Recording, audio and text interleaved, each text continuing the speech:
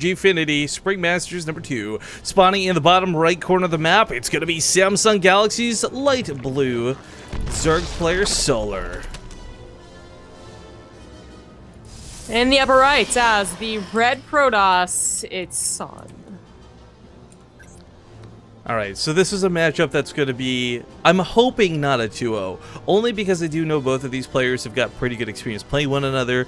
They're also pretty good just general for each of their own respective matches, PvZ for San and ZVP for Solar. We've seen both of them in the Alima League, we've seen both of them for pretty much every major qualifier.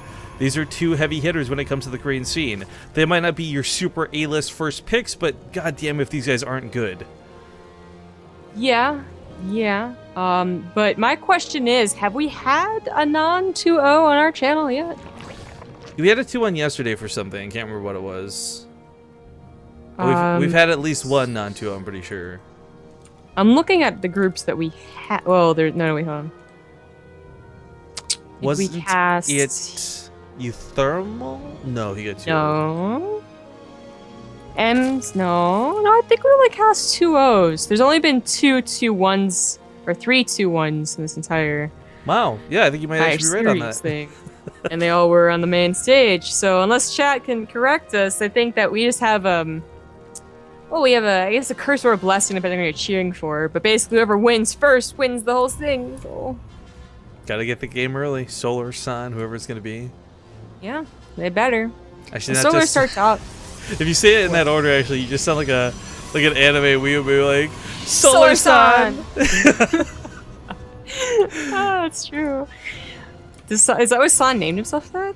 I don't think so, but that turned out really weird the way we said it together like that. Solar Senpai. All right. I was actually not going with the San like respectful thing. I thought it was like a superhero or like a move, right? Like Solar Flare from Dragon Ball Z, but it's like, dude. Solar Flare was like so cool the first time they used it, then you realize like nobody ever uses it ever again, and you're like, this move sucked.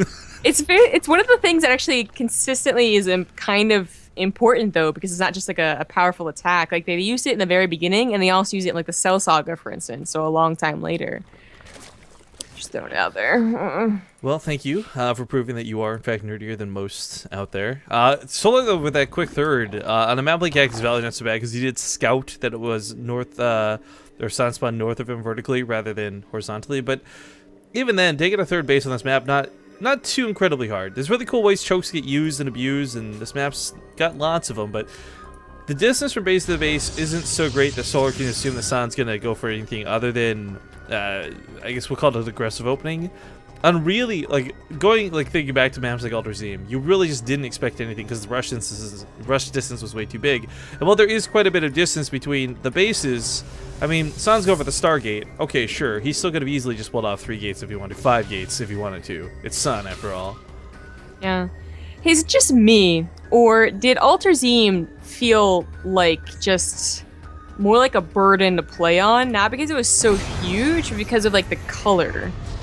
Like, I just never wanted to push out, because I always felt like I was going to be really depressed if I did. I just have to see more of this big purple map. It bums me out. It did. It really did. But Cactus Valley told me, like, I want to go out and feel the sunshine and look at the pretty cactus flowers. I love how they actually, aside. they detailed different colors for the flowers. Yeah. Look how pretty it is. Joking aside, I legit feel like it's just a more welcoming map. Probably something to do with the actual map design, but I'm gonna go with pretty colors. But we do have an all-in coming. It looks like we have 4 more gateways, so it's gonna be a total of 5. Not the usual amount you hear for an all-in, but still very dedicated. Well, it's like San's lucky number, though, right? I mean, you can go 7, you can go 8, sure, but San makes magic happen with 5. He did go up to 6, I think. He added 1 more. Oh, that he might actually just go full on to 7, because who does 6? Huh, he does. It's a lucky number in some cultures. I'm pretty sure 666 is the number of the devil in all languages. Actually, a lot of cultures do not care about that. Oh, okay, well. I don't actually know, or really. 4 is actually the death number in Japanese, I think. No, Korean, and I only know about this because they're fresh off the boat.